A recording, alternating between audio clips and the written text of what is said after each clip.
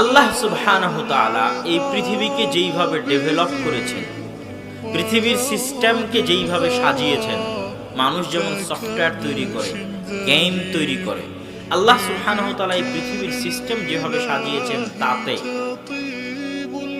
তাতে আল্লাহ সুবহানাহু তাআলা মানুষের এই অন্তরকে, মানুষের এই নফসকে পথভ্রষ্ট করার জন্য আগে থেকেই শয়তান প্রস্তুত করে রেখেছেন, ইবলিস এবং তার বিশাল বাহিনী।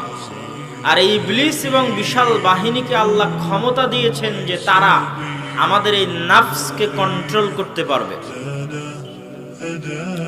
আল্লাযী ইউওয়াসওয়িসু ফি সুদুরিন নাস, সবার মুখস্থ আছে সূরা নাসের মধ্যে।